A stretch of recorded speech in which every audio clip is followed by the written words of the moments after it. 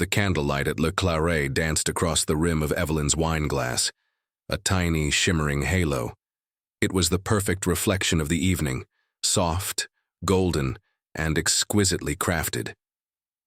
Across the table, Daniel reached for her hand, his thumb, tracing slow, familiar circles on her skin. His smile was a promise.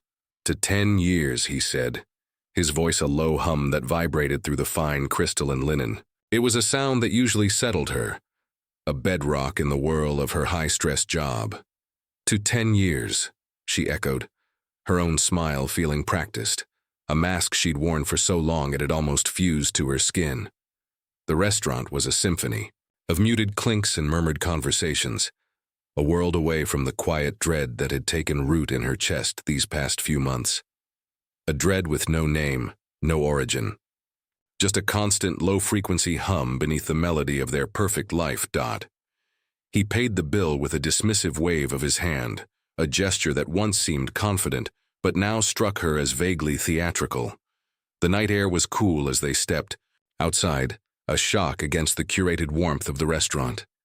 Daniel's arm slipped around her waist, pulling her close against the chill. "My beautiful wife," he murmured into her hair, and she leaned into him, trying to absorb his certainty, to let it quiet the static in her mind. Their home stood at the end of a long, tree-lined drive, a modern masterpiece of glass and steel. Daniel had designed every aspect of it. He unlocked the door, and the silence inside was immediate and profound, swallowing the sound of the city beyond the gates. The air smelled of lemon polish and the faint floral scent of the extravagant anniversary bouquet already arranged on the entrance table. "Nightcap?" he asked, already moving toward the bar cart, a sleek monolith of crystal and dark walnut. "Please, just a small one." Evelyn drifted into the living room, her heels sinking into the plush ivory carpet. This was their sanctuary, a space photographed for magazines, a testament to their impeccable taste and shared success. Every object was placed with intention, yet her eyes, as they often did lately, were drawn to the imperfections. A bookshelf slightly askew, a faint watermark on the ceiling from a long-repaired leak. Her gaze landed on the large framed photograph on the mantel, their wedding day, both of them laughing under a shower of petals, young and blindingly sure of their future. And there it was. Just behind the gilded frame, a hairline crack snaked its way down the plaster wall. It was minuscule, probably there for years, something no guest would ever notice. But she saw it. She always saw it now. It was a flaw in the foundation, a tiny, persistent reminder that nothing, no matter how beautiful, was ever truly without fracture. "Why can't you just be happy?" her internal voice chided. "You have everything. You have him." The question echoed in the spacious room, met only by the soft clink of ice in a glass. Daniel returned, handing her a cut crystal tumbler with 2 fingers of amber liquid. He stood beside her, following her line of sight. For a heart-stopping second, she thought he'd seen it too, that he'd acknowledged the tiny fissure in their perfect world. But he raised his glass, his eyes finding hers in the dim reflection of the window. They were dark, intense, holding her in a gaze that felt like a possession. "To us," he said, the words smooth and sure. "Nothing else matters." The smile she gave him felt like it might crack at the edges. She touched her glass to his, the clear ring a death knell for the unspoken words in her throat. To us, the silence Daniel left behind was a physical presence. For 3 days, Evelyn moved through the cavernous house, the echo of her own footsteps a lonely soundtrack. She tried to lose herself in work, but the unnamed anxiety, now a familiar tenant, had grown restless. The pristine perfection of their home felt less like a sanctuary and more like a showroom, a set waiting for its actors to return. On the 4th night, the storm arrived. It began as a low grumble over the hills, escalating into a full-throated roar. Rain lashed the floor-to-ceiling windows, and a violent gust shook the house. With a definitive click, the power died, plunging everything into a deep swallowing blackness. Evelyn stood frozen in the kitchen, her breath catching. The sudden absence of the hum of appliances was deafening. Lightning flashed, illuminating the room in a brief, stark snapshot before plunging it back into darkness. The cold was seeping in. Shivering, she fumbled in a drawer for candles and matches. Their glow was weak, casting long, dancing shadows that made the familiar contours of her home strange and menacing. The living room was the coldest. Gathering kindling and a log from the basket beside the hearth, she knelt before the fireplace. Another flash of lightning, this one directly overhead, was followed instantly by a thunderclap so violent it rattled the picture frames on the mantel. She flinched, her elbow jerking back and connecting solidly with their wedding photo. It seemed to fall in slow motion. The frame hit the marble hearth with a sickening crystalline crunch, glass exploding outwards like a fallen star. No, she whispered into the oppressive dark. The photo of their smiling, younger selves was now buried under a blanket of shattered glass. Cursing, she carefully lifted the frame, brushing shards onto the floor. It was then, in the flickering candlelight, that she saw it. A small, almost perfectly square seam in the wall plaster, right behind where the frame had hung. It wasn't a crack from the house settling. It was a deliberate line. Her heart began a frantic drum against her ribs. She fetched a letter opener from the desk, its thin blade catching the candlelight. With trembling hands, she inserted the tip into the seam. There was a faint click. A small panel, no larger than her hand, swung inward. The space behind was a dark void. Reaching in, her fingers brushed against something smooth and cool. She pulled out a single square photograph. Polaroid, faded with time. The phone in her pocket chose that moment to vibrate, making her jump. Daniel's name glowed on the screen. She answered, her voice thin. "Hello? Evie, you all right? I saw the storm cell is right over you." His voice was clipped, distant. There was a murmur of another voice, a woman's laugh, quickly stifled in the background. "The power's out," she managed to say, her eyes locked on the photograph in her hand. I knocked the wedding photo over. The glass broke." "Don't worry about it, darling. We'll replace it." His tone was dismissive, hurried. "Listen, I'm in the middle of something critical. Just stay safe, okay? I'll call you tomorrow." The line went dead before she could reply. Slowly, she raised the Polaroid into the circle of candlelight. The woman in the photo was young, with dark hair and a wide open smile. She was leaning against a tree, squinting slightly in the sun. She was beautiful, and she was a complete stranger. Evelyn's blood ran cold. Her gaze dropped to the white border at the bottom. 2 words were scrawled in a handwriting she would know anywhere. The same confident slash of the D, the same loopingy she saw on grocery lists and birthday. Cards. Always, D. The storm outside meant nothing compared to the tempest now raging within her. She sank to the floor amidst the broken glass, the candle guttering beside her. She stared at the smiling girl, at the intimate promise in her husband's hand, and the perfect facade of her marriage shattered into a million unrecognizable pieces. The Polaroid became Evelyn's secret companion. She hid it in her old piano book, tucked between the sheets of a forgotten sonata, a discordant note in the harmony of their home.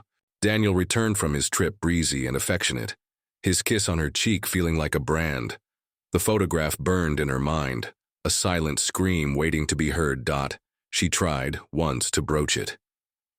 They were washing dishes, steam fogging the window over the sink.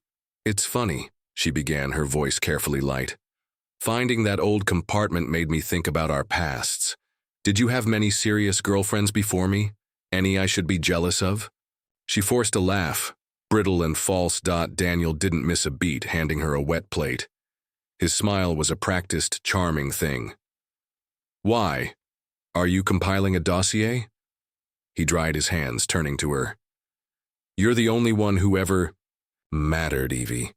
Everyone else was just a placeholder until I found you." He kissed her forehead, a gesture that felt less like affection and more like a period at the end of a sentence. It was a skill he had, answering a question by reframing the entire conversation around his devotion, making her inquiry seem petty and unworthy. The deflection only fueled her obsession. The following days were a blur of clandestine research. While Daniel was at work, she became a ghost in the machine of his past. She ordered his old university yearbooks from a second-hand site, her heart pounding as she pored over the smiling faces of graduating classes. Daniel was there, young and handsome in the business school section, but there was no dark-haired girl named Lena. She created a fake profile, diving into the deep archives of social media, scrolling through decade-old posts from his college network. She searched for his name tagged in photos, for any hint of a relationship. She found pictures of him at parties, playing rugby, graduating. But he was almost always alone in the frame, or in the center of a group of male friends. It was as if any trace of this woman had been systematically erased. Frustration curdled into a cold, sharp fear. The photograph sat on her desk, next to her laptop. The woman's smiling face seemed to mock her. One afternoon, desperation overriding her better judgment, she found a facial recognition website used by genealogists and journal. The name asterisk, Lena Petrova asterisk, became a phantom limb, an ache Evelyn carried constantly. She moved through the house like an automaton, rehearsing questions she knew she could never ask. Daniel's affection felt like a spider's web, invisible, delicate, and terrifyingly strong.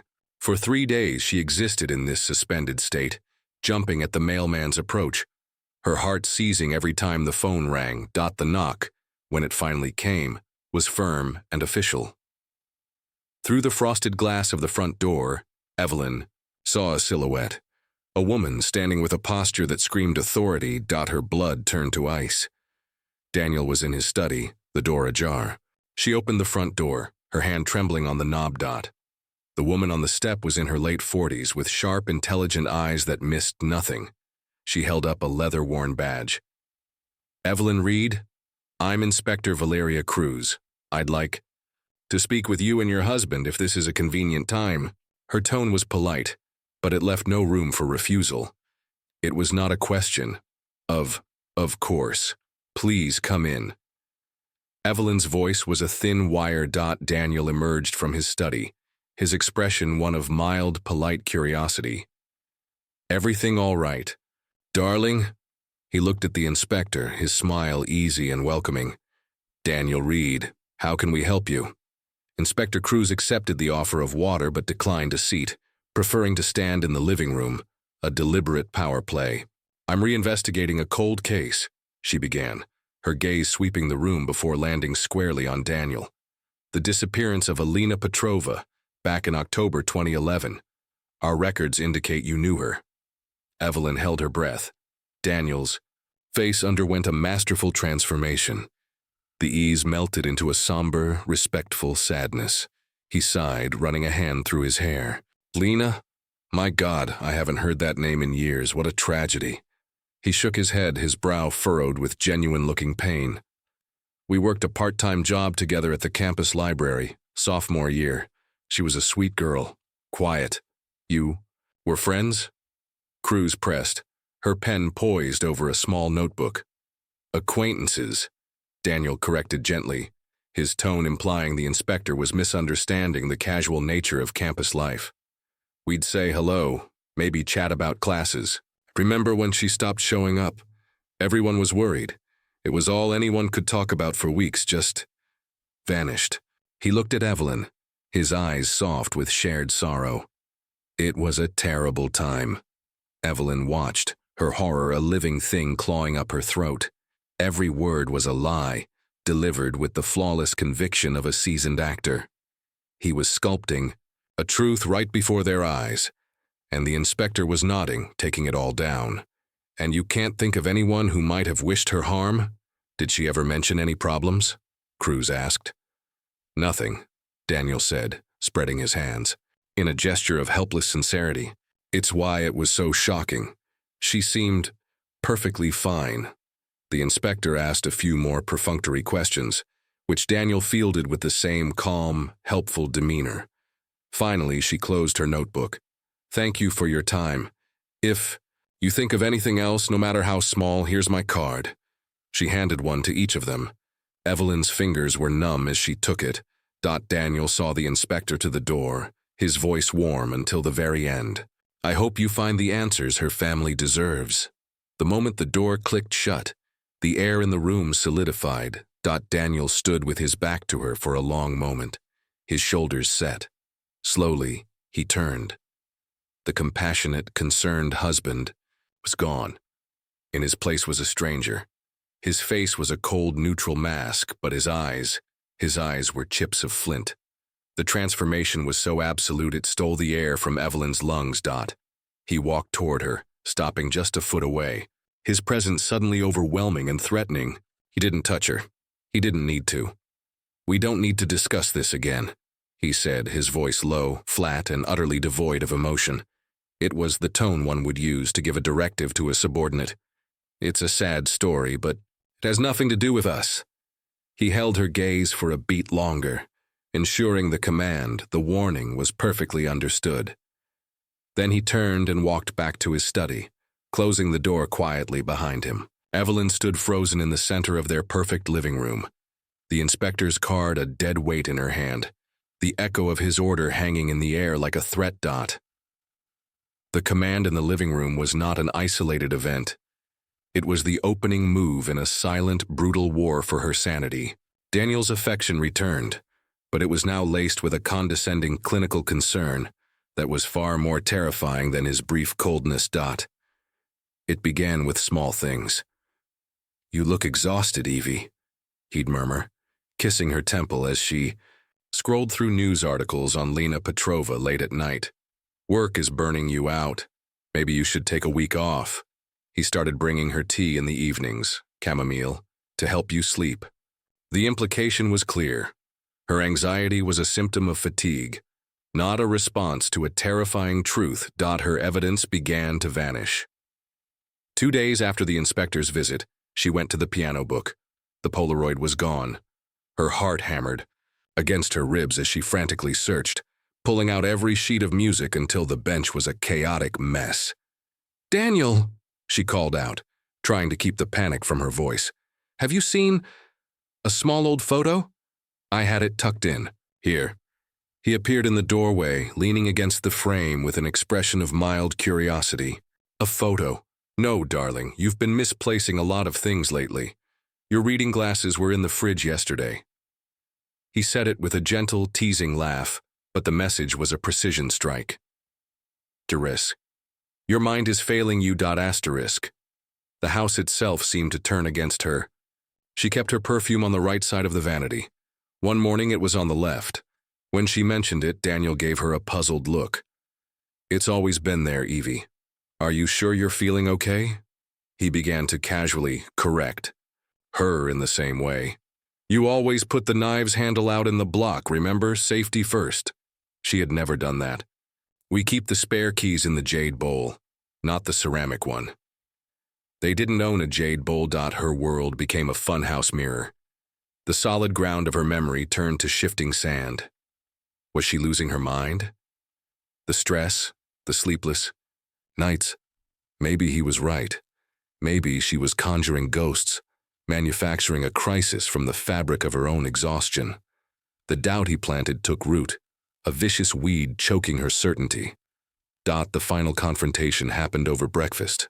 The newspaper was on the table, a bland article about city planning. It felt like a mockery of the real, horrifying headlines screaming in her mind. She looked at Daniel, calmly sipping his coffee, the master of their distorted reality. "The photo," she blurted out, her voice trembling. "The one of the woman. Lena, I found it in the wall. You wrote on it." Daniel set his cup down with a soft click. He didn't get angry. He didn't deflect. Instead, his face softened into an expression of profound and heartbreaking concern.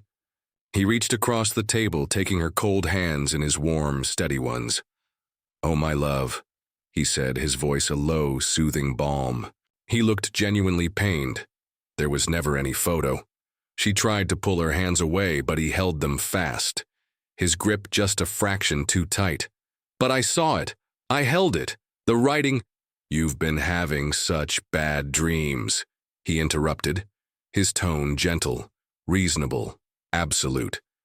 Every night you've been thrashing, talking in your sleep, about cracks in the wall, about old pictures. He shook his head, his thumb stroking her wrist in a parody of comfort. It felt so real to you, didn't it? That's how dreams are sometimes. But it's okay. I'm here, you're safe. He was looking at her with the tender compassion of a man watching someone he loved slowly break. And in that moment, under the weight of his utterly convincing certainty, Evelyn felt the last vestige of her own reality dissolve. The Polaroid, the hidden compartment, the woman's smiling face, it all wavered, threatening to evaporate into the nightmare he insisted it was. She was suddenly, terrifyingly alone in the labyrinth of her own mind, and he held the only map. Daniel's gaslighting was a fog, thick and suffocating. For 2 days, Evelyn moved through the house, a ghost haunting her own life. She found herself staring at the crack behind the mantel, now filled and painted over with a seamless perfection that felt like a taunt. Asterisk. Was it ever there?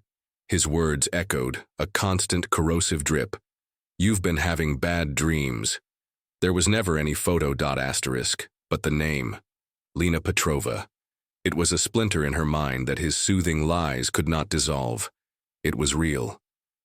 She had seen the newspaper article. The inspector had come to their door. That much was undeniable. Clinging to these fragments of truth, she performed a desperate search through Daniel's old files, looking for any trace of his past.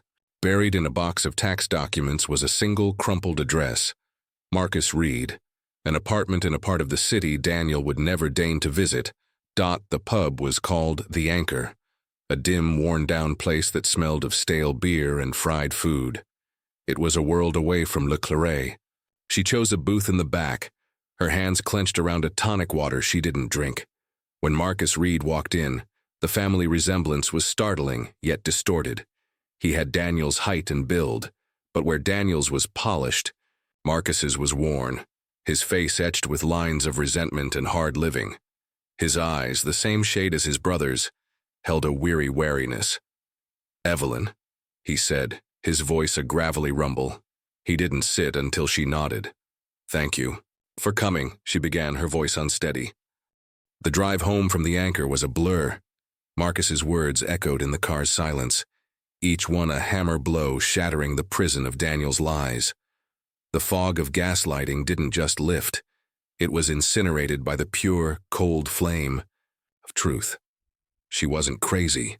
She was married to a murderer. The realization was a physical shock, followed by a terrifying clarity. Her survival now depended on a performance more convincing than any of Daniel's. She walked into the house, her posture deliberately slumped, her eyes downcast. Daniel was reading in the living room. "I'm sorry," she whispered, her voice thick with feigned exhaustion. "You were right, I've been not myself, the stress, the lack of sleep. I think I'm just seeing things." Daniel watched her, his gaze analytical, probing for cracks in her story.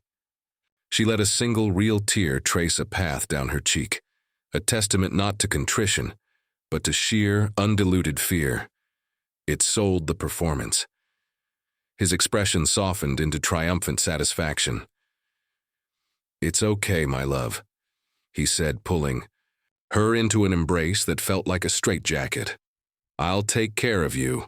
For the next 2 days, she played her part perfectly. She was docile, apologetic, the confused and weary wife he wanted to see.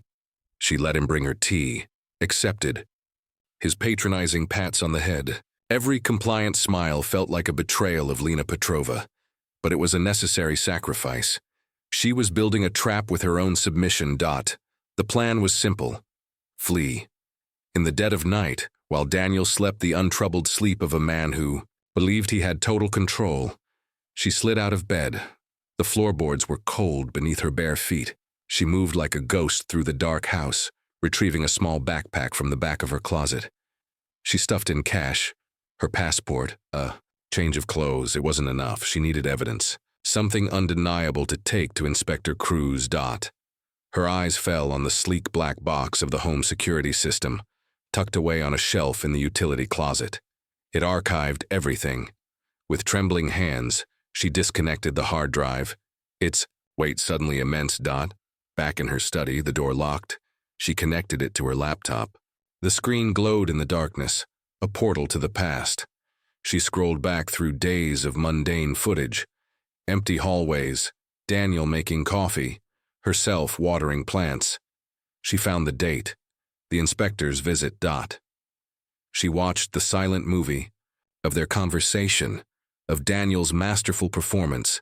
Then she saw herself, pale and shaken, leave the room.